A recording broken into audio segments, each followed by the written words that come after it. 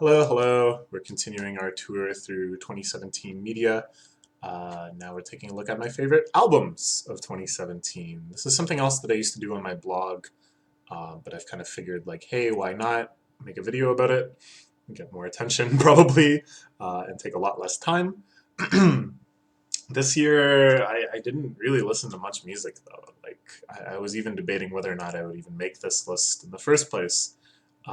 Mostly because of the job, and then also because of this kind of refocus on my YouTube channel. I just haven't been listening to music as much, and the way I've been listening to music has changed a lot.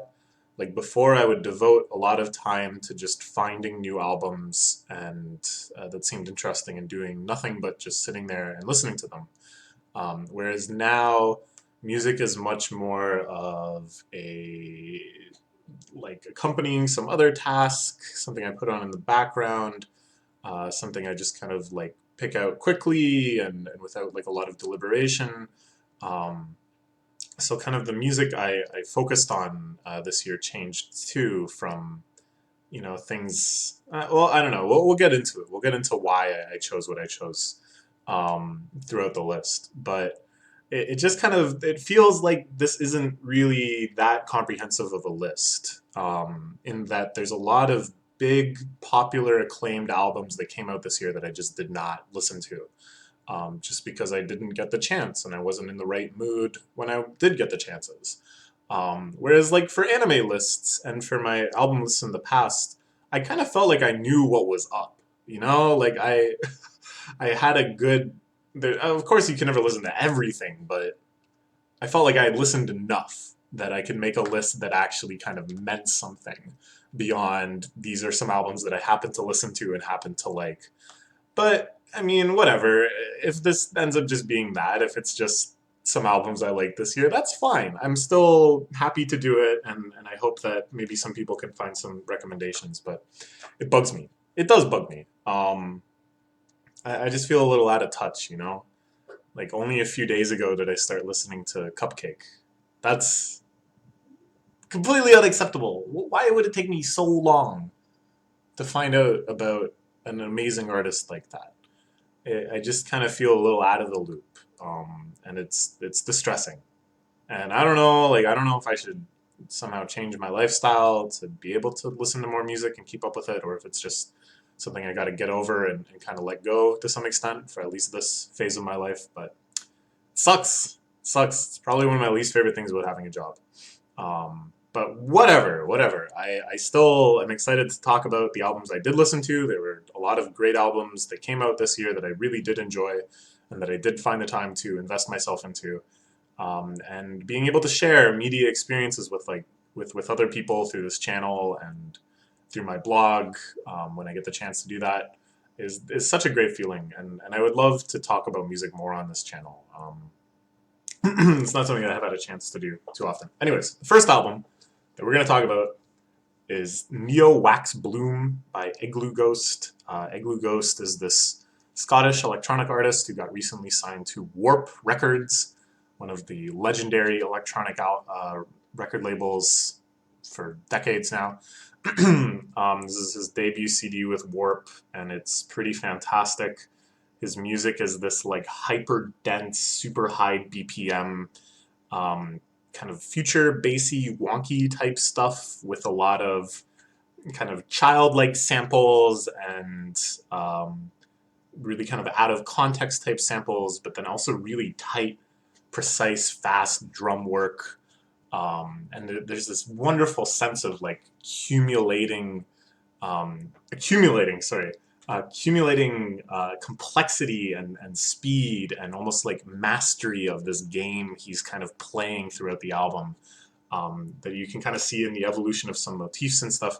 Accumulating, there's where I meant to say accumulating. Accumulating the last two tracks, Peanut Choker and God Grid, which are just like kind of melt your face off explosions of speed and complexity. So this album gets me pumped up, and I love listening to it while I'm doing kind of like really high focus, precise type work, like when I'm working with my budget and stuff. Um, so I don't know. It's probably not for everybody. I think some people are going to get turned off by that kind of overload and maybe the aesthetic is a little weird for some people. I think the album cover is great, but I couldn't tell you for the life of me what it is. I love these like fake kanji too. Oh, it's so good. So yeah, but I check it out. Like I think it's unique enough that everyone should give it a chance at least. Speaking of unique albums, here we've got another crazy one. Iosys versus Tama Onsen. Toho Freestyle Dungeon. So Iosys is a legendary Toho remix group. If you don't know, Toho is a series of Dojin games. They're all kind of made by this one guy, and they have these fantastic soundtracks that have just been remixed over and over and over and over again. And that's actually one of the most wide-reaching and popular legacies of the series is these remixes. And Iosys has been doing it for a long time, and they've been really known for diving into like all sorts of genres with their remixes. You know, they've done like punk covers and jazz covers, and with this one, as you can probably guess, they're hitting that rap music, collaborating with Tama Onsen, which is like Hot Springs Egg, who have done like Toho rap stuff before. So what I think is cool about a lot of Toho music is not just that they bring through the music from the games, but like the stories behind them also are incorporated, and like the characters. That often songs with vocals will have the vocalists performing as characters from the series. So this entire album is staged as like a rap battle between various Gensoko residents. You know, you got Remilia and Reimu, of course, on the cover, and why can't I think of any? Nitori's on a couple tracks, and just all sorts of crazy bangers. And as someone like learning Japanese, it's a lot of fun too, because I can listen to it over and over again and like pick out new lines and new tracks, and kind of like figure out what they mean and have a good laugh. And it's just surreal too that like Iosys manages to transform these really familiar, at least to me, Toho melodies into beats that sound like legitimate hip hop beats at times. There's this trap remix of Bad Apple that really sounds like a trap beat, but it also sounds like Bad Apple. And then they rap over it in like the trap triplet flows and stuff, like they were Migos. It's crazy. And just like hearing these vocalists that I'm so familiar with, um, rapping and still rapping in the characters that they normally do for like your kind of more traditional Toho songs is just so surreal and such a treat. To me, this really embodies the spirit of Toho Dojin music. This just kind of, you can do whatever you want, um, and it's still very much within Toho, you know? Like pushing those limits, pushing those boundaries. I think it's just so fantastic, and the fact that you know this coexists in the same franchise, in the same character base as some incredibly sad and philosophically, existentially moving and troubling dojinshi and stuff. It's just so mind-boggling to me and so beautiful. So I like anything that pushes out those extremes, you know. Okay, next we have. Actually, I don't know what's next. Ah, yes, yes. So you're thinking like, oh, you got stupid Toho trap music on here. Do you have some normal trap for normal people? Well, yes, we've got a lot of it on this list. This is Playboy Carti's debut album. He used to be on Awful Records, which is a record label in Atlanta that I really like, that puts out kind of like alternative trap. It's really hard to describe, but some very, very cool, very interesting music. And then he really blew up. He kind of took that sound to a mainstream and refined it into this like really digestible, really addictive format. A friend of mine called it mantra rap, which I think is just perfect. That it's all about just one or two phrases being kind of repeated over like a really kind of swooning, dreamy beat, where the phrases in the beat are kind of just like flowing around each other. Um, and like a mantra too, like I would find myself with these lines just kind of stuck in my head. So what is that? What is that? And then you realize, and kind of the whole song just sort of blooms within you, and you're in a good place because it's all just such like nice, chilled out, vibey music. That it actually becomes like kind of a nice reassurance throughout the day. So again, nice, good, work-oriented music. Yeah, lots of fun, really good music videos too. The music video for Magnolia is just like fantastic. So check it out. Ooh, and then another trap masterpiece. This is probably the highest profile trap release of the year. Migos, who have been just dominating everything between their original songs and their features. This was kind of like their big landmark album. This was one that they kind of treated a little differently than the mixtapes and such that they're almost endlessly putting out. Well, actually, up until the up until this point, they were putting out mixtapes really regularly. And then Culture, like I said, it marked a breaking point for them. Now they're kind of more album oriented, big project oriented, and you can see why. Like it really paid off with this album. I don't think absolutely every track is like masterpiece tier, but near the start, the run of like call casting into T-shirt into Bad and Bougie, I think is like legendary. Like almost unmatched. To have three huge hits like that on your album back to back to back, and such that addictiveness of as soon as you hear one, you want to hear the other two, and then you just want to hear them like again and again and again and again. But solid tracks all across, good features, great production, and but of course it just comes down to the rapping. Like they know that they've created this modern trap style. They knew that they were the ones doing the Migos flow first. Like before Versace, what was it?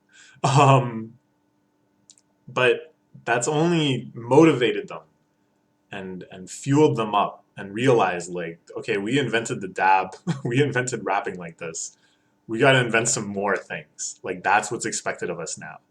Things on that level, and they're doing it. They're really doing it. So that's great. Next we have Damn by Kendrick Lamar. Damn. This is one that's on the top of a lot of people's lists.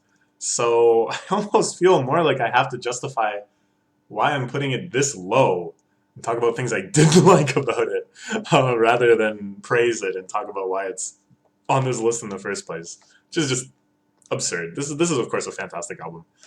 Kendrick is really emerging as one of the greatest artists of this generation, like a real generational talent, and someone that like we want. There's a need to have this sort of figurehead, that's so consistently good and so consistently on the pulse of what needs to be said in this genre and in America. um, that like we're all praying for him. He says nobody's praying for me, but I've never seen anybody with this much encouragement behind them. I don't think anybody wanted this album to be bad out of like spite or anything. Where was I going with this? Well, at any rate, it's great. um, I don't think it's as good as some of his previous releases, but that's not saying much because he's got some real masterpieces already under his belt. Um, there's kind of a shift from really kind of like concept heavy storytelling rap to here. I would even suggest that he was like aiming for some bangers. Humble, of course, is like his biggest hit yet.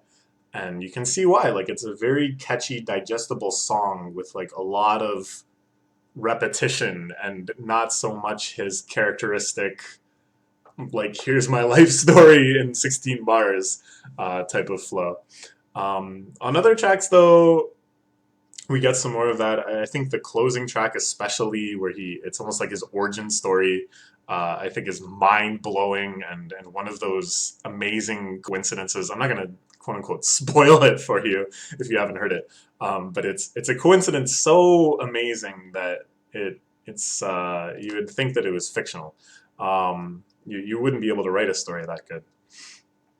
And it seems like, I don't know, like I don't know if he's gonna keep pushing in this direction where he wants to expand his base, he wants to reach outside the hip hop heads, the people that predominantly listen to hip hop, and be able to communicate with the greater population at large, which I think is a great goal, and leads to some great music. Like I think the track with U2 on here, which is crazy, and a lot of people when the track list was released was like, "What the hell is this?"